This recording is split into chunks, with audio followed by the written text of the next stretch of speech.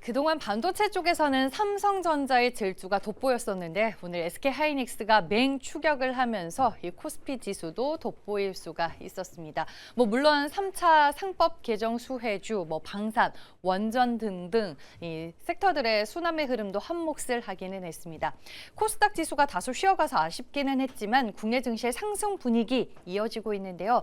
다음 주는 또 어떤 전략으로 시장에 임해야 할지 지금부터 알아보겠습니다. 매일경제TV 김민성 주머니 매니저 나와 있습니다. 안녕하세요. 네, 안녕하십니까. 네, 오늘 시장 분위기 어떻게 보셨을까요? 오늘 시장 분위기를 보게 된다라고 하면 약간 코스닥이 빠졌지만 그럼에도 저는 사실 이 정도면 너무 감사하다 생각할 정도로 어제 사이드카가 걸릴 정도로 이제 올라갔는데 그 다음에 미국이나 이란에 대한 지정학적인 리스크가 만들어졌는데도 불구하고 이 정도에 대한 조정은 너무 잘 버텼다라고 좀 생각을 하고 있습니다. 그래서 이 지정학적인 리스크가 굉장히 취약한 국가인데도 불구하고 이 정도의 조정은 굉장히 좀 기초 체력이 탄탄하다라는 걸 증명하고 오히려 코스피는 반등까지 나오다 보니까 여기에 대한 좀 단기적인 조정은 매번 기회다라는 거를 또 보여주고 있는 상황이기 때문에 시장은 계속해서 단단하게 상방으로 유지가 되고 있다 보니까 걱정보다는 계속해서 이 방향성에 대한 믿음으로 갈 필요가 있다라고 한 번 더 좀 강조를 드려보도록 하겠습니다. 네, 알겠습니다. 이어서 종목 리뷰도 해볼 텐데 BHI가 오늘 또 굉장히 강했습니다. 12월 말에 이제 소개해 주셨던 종목인데 리뷰가 필요할 것 같아요. 네, 지금 제가 두산 에너빌리티도 좀 결과를 보여드렸고 그다음에 우진 그리고 세 번째로 또 말씀을 드리는 게 BHI라고 말씀을 드렸는데 이것도 어느덧 2차 목표가까지 달성을 하면서 높은 수익률을 기록을 하고 있습니다. 그래서 제가 계속해서 조방원 중에서는 원전에 대한 멀티플이 좀 더 계속해서 멀티플이 크게 이어질 수가 있다 보니까 원전은 상승에 대한 룸이 남아있다라 말씀을 드렸고 그 중에서도 BHI는 조금 뒤늦게 말씀을 드리긴 했지만 여전히 강한 룸이 남아있다라 말씀드렸는데 차트 보여주시게 되면 52주 신고가를 이번에 달성하는 모습이 만들어졌습니다. 그래서 저는 여기서 끝나는 게 아니라 추가적인 상방이 충분히 열려있다라 좀 보고 있고요. 그리고 항상 강조를 드렸던 SMR에 대한 모멘텀은 아직 시장에 제대로 반영이 되지 않고 있기 때문에 여기서 추세가 꺾이지 않고 계속해서 올라간다라고 하면 저는 3차 목표가 95,000원까지도 가능하다 좀 보고 있으니까 그 부분 참고해서 좀 더 홀딩에 대한 전략 말씀드려보도록 하겠습니다. 네, 소개 이후로 최고가 대비 수익률 66% 달성하게 됐고요. 오늘 목표 주가 또 한 번 상향 조정해 줬습니다. 네, 이어서 이제 키워드 보면서 시장 얘기 더 나눠보겠습니다.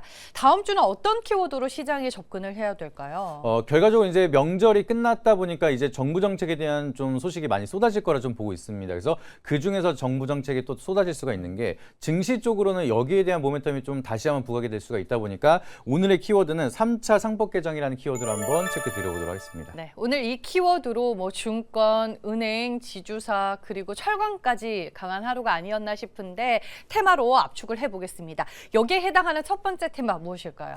사실 계속해서 강한 모습을 보여주고 있지만 3차 상법 개정안이 좀 이어진다라고 하면 더 강하게 갈 수 있다라 좀 판단이 되고 있어서 오늘 첫 번째 테마로는 증권주 테마 한번 체크 드려보도록 하겠습니다. 네, 이미 포트에 삼성증권이라는 종목이 있기는 하지만 증권주를 계속 봐야 하는 이유에 대해서 좀 설명을 해주실 것 같습니다. 어떤 이슈 볼까요?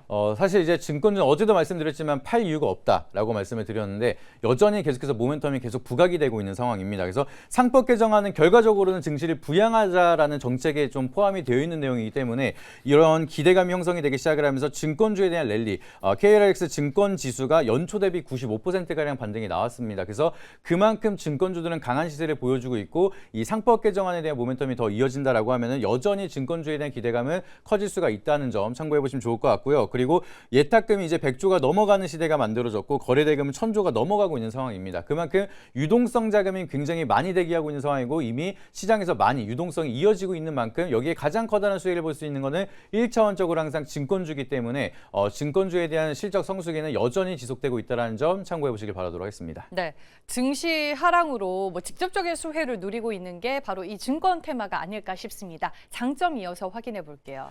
결과적으로는 이제 증권주에 대한 가장 커다란 장점으로 보시게 되면은 증시 활성화에 대한 정책의 가장 커다란 실적 성장을 이어갈 수가 있는 게 가장 커다란 장점이라고 보시면 좋을 것 같습니다. 그래서 시장에 대한 유동성 자금이 계속 늘어날 수밖에 없는 정책이 이어지고 증시가 반등이 이어진다라고 하면은 마찬가지로 이제 증권주에 대한 사상 최대 실적까지 기대를 해볼 수가 있기 때문에 이런 모멘텀이 이어진다라고 하면은 계속해서 빼놓지 않고 증권주는 올라갈 수 있는 모멘텀이 늘어나고 있다는 게 가장 커다란 장점이라고 보시면 좋을 것 같고요. 그리고 최근에 변동성을 보시게 되면 상승에 대한 사이드카도 걸리지만 하락에 대한 사이드카도 걸릴 정도로 변동성이 굉장히 심합니다. 근데 이런 상승과 하락과 무관하게 거래대금만 많이 터진다라고 하면은 증권주는 돈을 많이 벌 수가 있기 때문에 실적에 대한 모멘텀이 가장 많이 이어질 수 있는 신용융자도 늘어나고 있는 상황이고 변동성에 대한 유동성 거래대금도 커지고 있는 만큼 실적에 대한 멀티플이 더욱더 커지고 있다라는 게 가장 커다란 장점인 점 참고해 보시길 바라도록 하겠습니다. 네, 서두에 이제 증권주를 여기서 매도할 이유가 없다, 하차할 이유가 없다라고 말씀을 해주셨는데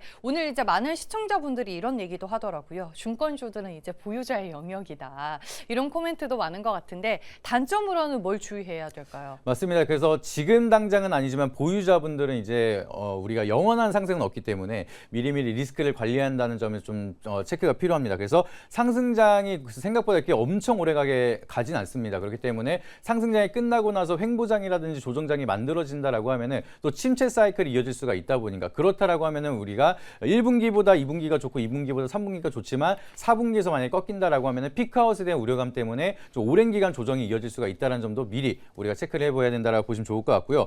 항상 말씀을 드린 것처럼 사상 최대에 대한 실적이 또 독이 될 수가 있기 때문에 그런 부분에 대해서는 우리가 항상 좀 고점에서 이제 많은 가파른 상승이 만들어졌을 때는 리스크는 미리미리 관리해야 된다는 점도 미리 말씀드려보도록 하겠습니다. 네, 알겠습니다. 첫 번째 테마는 증권이었습니다. 두 번째 테마는 무엇일까요? 결과적으로는 이제 3차 상법 개정안은 여기에 대한 모멘텀이 가장 부각이 될 수밖에 없기 때문에 두 번째 테마로는 자사주 테마를 한번 체크 드려보도록 하겠습니다. 지금 국회에서 자사주 소각 의무화를 이제 심사하고 있는 단계인 건데 어떤 이슈 체크해 볼까요? 결과적으로는 지금 1차, 2차를 넘어서 3차는 자사주를 소각을 해야 된다는 내용이 좀 포함이 되어 있기 때문에 이 모멘텀의 자사주 테마가 다시 한번 기대감이 커지고 있다라고 보시면 좋을 것 같습니다. 그래서 이 개정안이 속도화가 되기 시작을 한다라고 하면은 다시 한번 자사주에 대한 좀 모멘텀이 부각이 될 가능성이 높다라 좀 보고 있고요.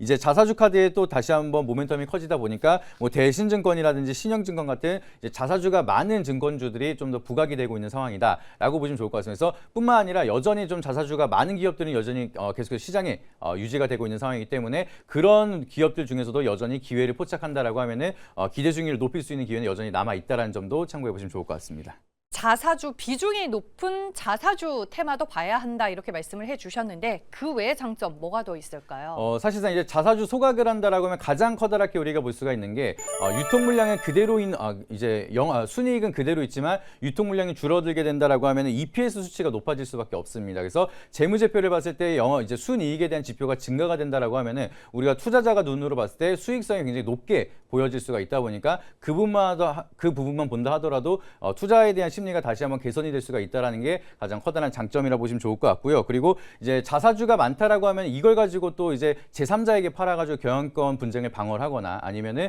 이걸 통해서 교환사채를 발행하거나 이게 또 오보행으로 쏠릴 수 있는 잠재적 리스크가 존재하는 상황인데 이게 소각이 된다라고 하면은 오보행 리스크까지도 해소가 될 수가 있다 보니까 장기 투자자들한테는 또 오히려 또 장기적으로 또 오랜 기간 동안 끌고 갈 수 있는 모멘텀이 될 수가 있다 보니까 좀 이제 자사주 소각에 대한 모멘텀이 좀 길게 끌고 갈 수 있는 장점이 될 수가 있다는 점도 참고해 보시길 바라도록 하겠습니다. 수급적인 부분에 있어서도 긍정적인 면이 있다라고 설명을 해주셨습니다. 반면에 단점은 뭐가 있나요? 단점으로 본다라고 하면 자사주만 많은데 돈이 없는 기업들 같은 경우에는 이게 또 자본금으로 또 소각을 해야 되기 때문에 좀 여기에 대한 좀 경영에 대한 좀 어려움이 형성이 될 수가 있거나 아니면 자본 지출에 대한 리스크가 될 수가 있다 보니까 이게 또 좋은 기업도 될 수가 있지만 좀 이게 위기가 될 수 있는 기업들도 있다 보니까 종목에 대한 선정이 좀 필요하다, 옥석가리가 필요하다는 것을 미리 말씀드려보도록 하겠습니다. 그리고 이제 자본 지출이 이제 좀 이어진다라고 하면은 아까는 EPS가 좋아지는 효과라고 말씀을 드렸는데 또 자본금이 줄어들면 부채 비율이 또 높아질 수가 있습니다. 그래서 좀 자본력이 탄탄하고 자사주 소각에 대한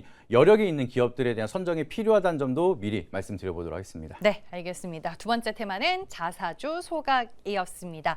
다음 주는 시장에서 어떤 테마로 한번 가볼까요, 우리?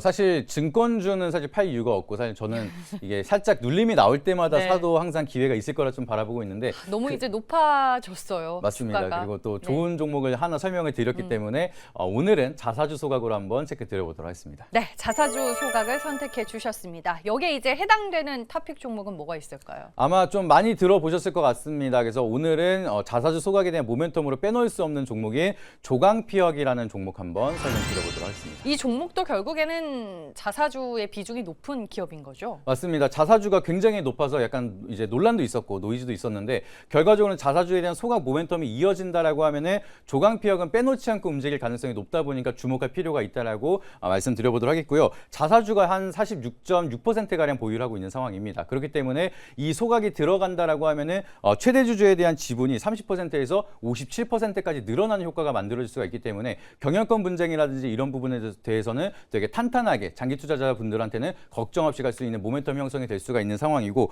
그리고 이제 자사주 소각만 된다고 해서 끝나는 게 아니라 자사주 소각을 했는데도 불구하고 그 이후에 추가적인 성장이 될 수가 있느냐 이 부분이 가장 중요한 건데 하이브리드 차량에 대한 수출 증가가 이어지기 시작을 하면서 자동차 시트에 대한 매출이 증가되고 있다라고 지금 얘기가 나오고 있습니다. 그렇기 때문에 실적에 대한 성장도 기대해 볼 수가 있는 상황이고 자사주 소각에 대한 효과까지 이어진다라고 하면은 충분히 추가적인 상방이 이어질 수가 있다라고 좀 보시면 좋을 것 같고요. 그리고 또 한 가지 더 말씀을 드리면은 2대 주주가 주식농부 이제 박용욱 대표이기 때문에 거기서도 이제 자사주 소각으로 노이즈가 굉장히 많았었는데 그걸 통해서 이번에 소각이 된다라고 하면은 시장에서 좀 이목이 많이 쏠릴 수가 있다 보니까 그 부분도 재료로 한번 참고해 보시길 바라도록 하겠습니다. 네, 차트를 보니까 기억이 났어요. 작년 7월에 자사주 비중이 높은 종목들 그 리스트가 텔레그램에서 많이 공유가 되면서 그때도 급등이 한번 나왔었던 것 같거든요. 이번에도 그 패턴이 반복된다라고 보시는 건지 기술적으로. 맞습니다. 이제는 3차 개정안이 좀 통과가 된다라고 하면은 사실상 이제는 피할 수 없는 과정으로 갈 수가 있는 거기 때문에 그때는 기대감이었다라고 하면 이제는 현실 반영으로 더 많은 상승에 좀 기대해 볼 수가 있지 않을까 좀 이렇게 바라보고 있습니다. 그래서 지금 주가 측면에서는 부담스럽게 올라간 구간은 아니기 때문에 넥스트레이드 현재가로 바로 접근이 가능하다라고 말씀드려보도록 하겠고요. 여기서 반등이 나온다라고 하면 저는 앞전에 있었던 박스권 상단 부근인 1차 목표가 87,000원 그리고 손절가 라인은 추세 이탈하는 69,000원으로 말씀드려보도록 할 테니까 가격 전략 참고해 보시길 바라도록 하겠습니다. 네, 지난해 7월에 급등을 다시 한번 떠올려보자라고 말씀해 주셨습니다. 네이버 밴드로 만나는 방법 알려주시죠. 네, 네이버 밴드 김민성 검색하시게 되면 오늘도 녹화 방송 하나 올려드렸습니다. 이제 코스닥에 대한 사이클을 많이 준비하고 계실 텐데 그 중에서도 오늘은 특별하게 에코프로 형제들에 대한 단기 목표가와 장기적인 관점을 우리가 어떻게 봐야 되는지 자세하게 말씀을 드렸으니까 네이버 밴드 김민성 검색하신 다음에 들어오셔서 녹화 방송까지 꼭 확인해 보시길 바라도록 하겠습니다. 네, 알겠습니다. 대결 내일의 테마 여기까지고요. 매일경제TV 김민성 주머니 매니저와 함께했습니다. 고맙습니다.